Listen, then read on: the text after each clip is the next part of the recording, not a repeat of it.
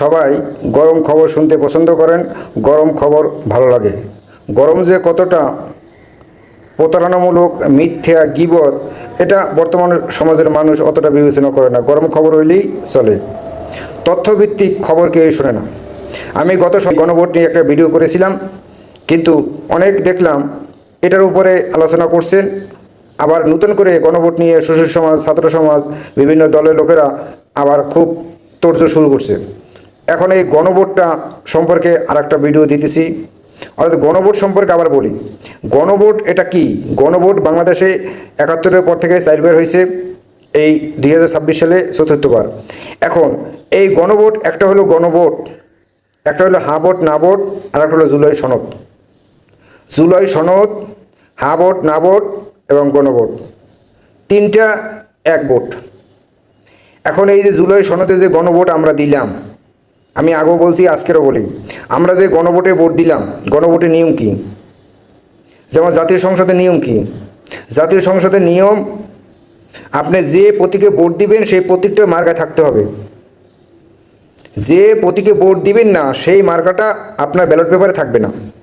যে মার্কাটায় ভোট দিবেন সেই মার্কাটা ব্যালট পেপারে থাকতে হবে। এখন হ্যাঁ ভোট না ভোট অর্থাৎ গণভোট, আপনি কী বিষয়ের উপরে গণভোট দিতেছেন সেটা ওই হ্যাঁ ভোট না ভোটের ব্যালট পেপার থাকতে হবে। আপনি দেখেন, এই যে আমরা যে ভোট দিলাম, এই ভোটটার ভিতরে কী লেখা আছে? Ballot paper 2, ballot 2। এখন এই 2 যদি ব্যালট থাকে তাহলে ব্যালটের ফরম্যাট এক আছে, সেই এক কোথায় আছে? সেই এক আছে ওয়েবসাইটে। কিন্তু এই ব্যালট পেপারে যে 1+2 এটা কিন্তু লেখা নাই। যদি 1+2 লেখা থাকতো তাহলে এই একে যেটা আছে 2-এ ভোট দিলে সেটা একও পেয়ে যেত, অর্থাৎ একে যেটা আছে সেটা স্বীকৃতি পাইতো।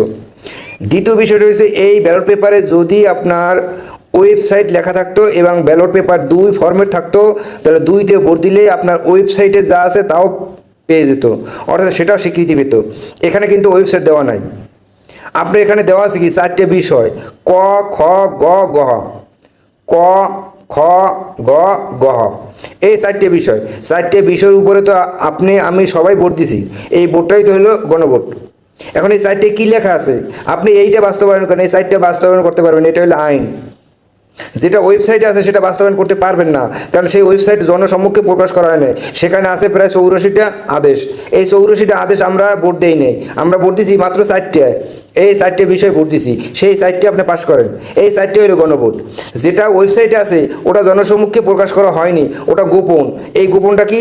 জামাত ইসলাম এবং এনসিপি এবং ডক্টর ইউনূস এটা গোপন রেখেছেন, যাতে সাধারণ মানুষ দেখলে, বুঝলে, জানলে, শিখলে এই হ্যাঁ ভোট দিবে না। সেই কারণে তারা এটা গোপন রেখেছে। আর যেটা গোপন রেখেছে সেটা জাতির জন্য হুমকি স্বরূপ, রাষ্ট্রের জন্য হুমকি স্বরূপ, সমাজের জন্য হুমকি স্বরূপ, দেশের জন্য হুমকি স্বরূপ, সংবিধানের জন্য হুমকি স্বরূপ। এই হুমকি স্বরূপটা রাখা হয়েছিল গোপনে। এই গোপনটা যদি আপনি এখানে লেখা থাকতো ব্যালট পেপার 1+2, তাহলে 2-তে ভোট দিলে একে যা আছে সেটাও স্বীকৃতি পেত। তারপরে যদি এখানে লেখা থাকতো ওয়েবসাইট, জুলাই সনদের ওয়েবসাইট লেখা যদি থাকতো, তাহলে এই ব্যালট পেপার 2-এ যদি ভোট দেওয়া হইতো, দিতাম, 2-এ ভোট দিলে ওই ওয়েবসাইটে যা আছে তাও পেয়ে যেত, অর্থাৎ তাও স্বীকৃতি পাইত। এখন ওয়েবসাইট গোপনে আপনি লেখছেন 400 পৃষ্ঠা, ওয়েবসাইটে 400 পৃষ্ঠা। এই 400 পৃষ্ঠার ভোট তো আমরা দেই নাই, আমরা দিই 4টের উপরে। এই দেখেন 4টা, এই 4টে হলো গণভোট। আপনি এই 4টে পাস করতে পারবেন। আর যেগুলো গোপনে রেখেছেন, এখন ওই 4টের উপরে ভোট দিয়া ওই 400 পৃষ্ঠায় যা আছে সব পাস করবেন, এটা কিন্তু জাতি মানবে না। আর যারা এটার পক্ষে কথা বলেন, এরা না বুঝে কথা বলেন।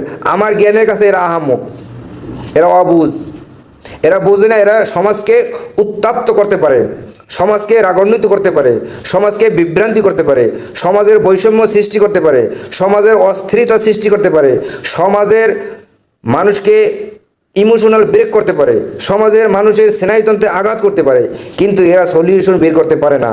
অতএব যাতে সলিউশন বের করা যায় সেই পদ্ধতি বের করেন। গোপন ওয়েবসাইট নিয়ে এখন এই হ্যাঁ ভোটের নামে চালাই দিতে পারবেন না।